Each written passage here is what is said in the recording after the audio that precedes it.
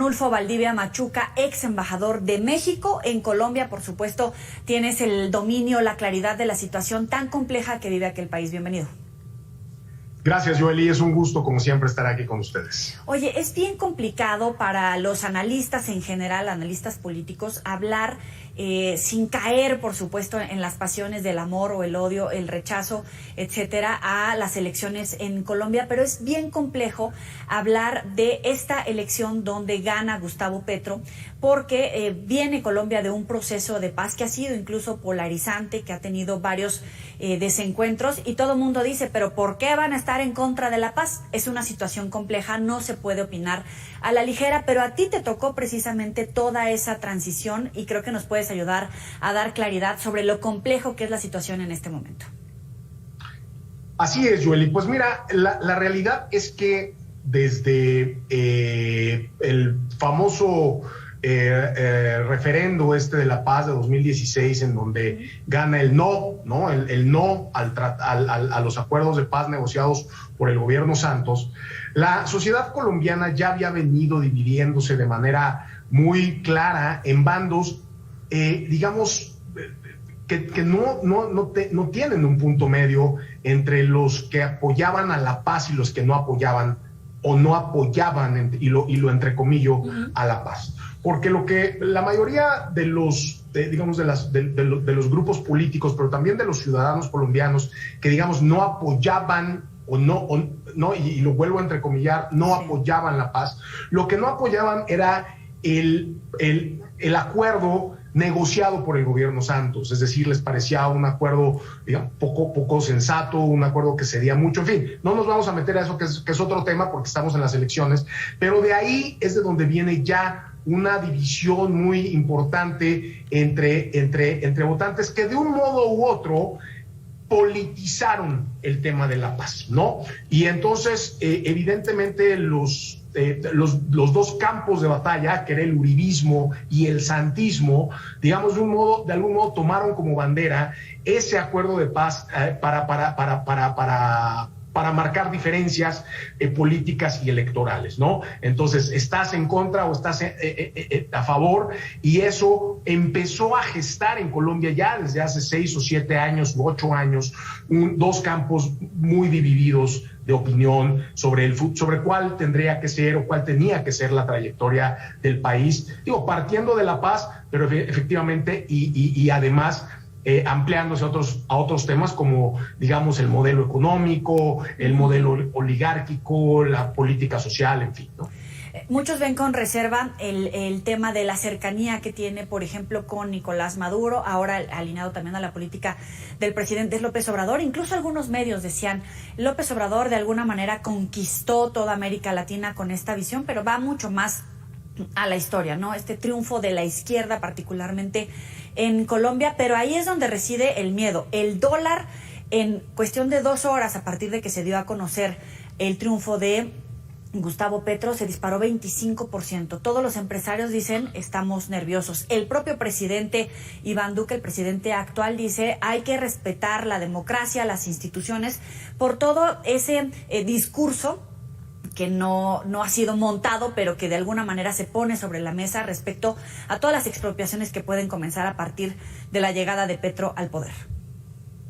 Pues mira, Joely, lo que pasa es que, digamos, hay razón para tener miedo de Petro, porque realmente Petro, pues tú lo sabes, y para quien no lo sabe, pues tiene una historia de radicalismo. Petro empezó como guerrillero en sus juventudes, él era guerrillero del M-19, y aunque ha negado pues haber estado en eventos tan lamentables como el asalto al Palacio de Justicia, donde se mató el M-19 a 11 magistrados en aquel momento, aunque él negó estar ahí, pues él pertenecía a ese grupo armado. En la época del narcotráfico duro, recio. Además, y durante toda su vida política, él, digamos, defendió, enarboló, predicó esta serie, digamos, de visiones o esta visión que tenía que ver pues con una cercanía, digamos, o sea, manifiesta con el castrochavismo, con Castro en Cuba, con Chávez en Venezuela, con el socialismo, con el marxismo, incluso, defendiendo o ofreciendo constantemente temas como las expropiaciones, como pues, literalmente acabar con la oligarquía económica, que literalmente pues, significa acabar con los grupos, con los fuertes grupos económicos colombianos. Y entonces él es apenas en esta elección y apenas hace unos meses que él empieza a moderarse. O sea, él no era un moderado. Evidentemente hay un matiz de sus declaraciones, porque entiende que con lo mismo que había venido ofreciendo durante los últimos 30 años de su vida, era difícil poder ganar las elecciones porque estaba perdiendo al centro moderado, y eso él lo entendió.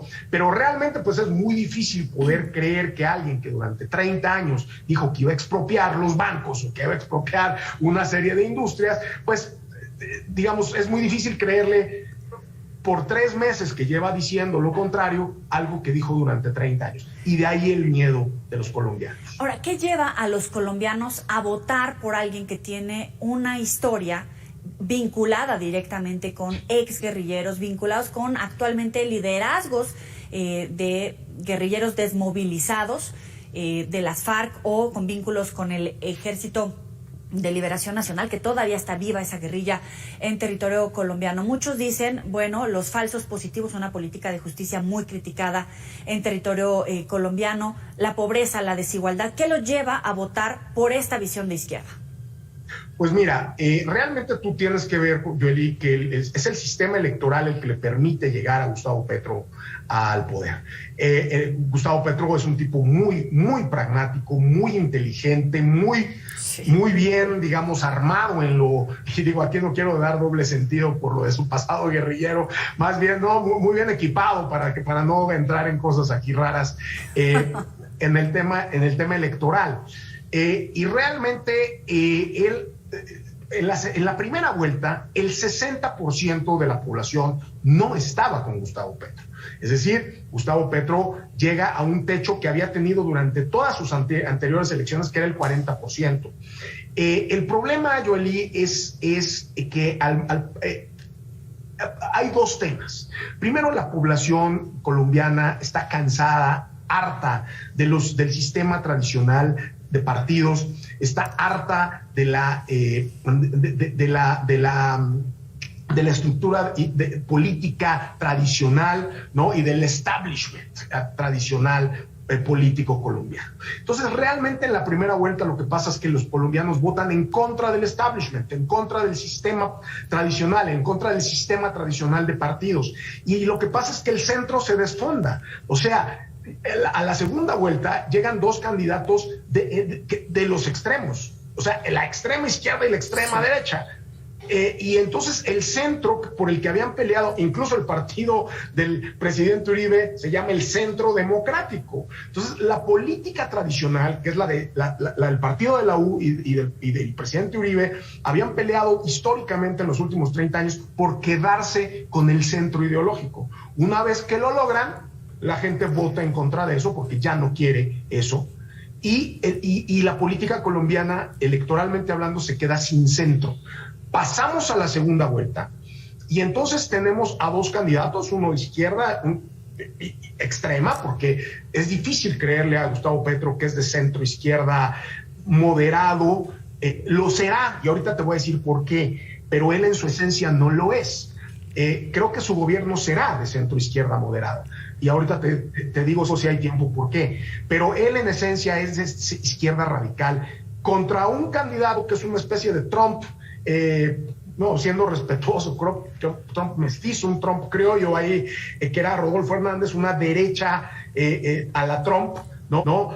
Y ahí es donde, y entre esas 2 opciones es donde tiene que elegir el electorado. ¿Qué sucede? Si las elecciones en segunda vuelta hubieran sido una semana después de la primera vuelta, sin duda alguna hubiera ganado Rodolfo. Sin duda alguna.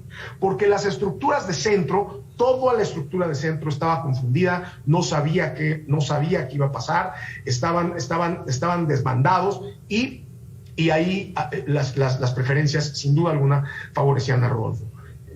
Sorprendentemente, Rodolfo se va a Miami. Se va a Miami a pasar la segunda vuelta en un yate, sí, argumentando temas de seguridad o inseguridad, y le deja a Gustavo Petro toda la negociación con las estructuras. Rodolfo no quería, según él, digamos, aliarse con la política tradicional, pero también había 7 millones de votos en juego que no eran necesariamente vinculados a la política tradicional. Había unos que sí, pero había otros que eran fundamental y simple y sencillamente estructuras. Hay un acuerdo muy a lo que hizo el presidente Santos en 2014, cuando él iba perdiendo la elección, cuando él pierde la primera vuelta frente a Óscar Iván Zuluaga, se alía con Petro y gana la segunda vuelta. Bueno, ahora le regresan el favor a Petro.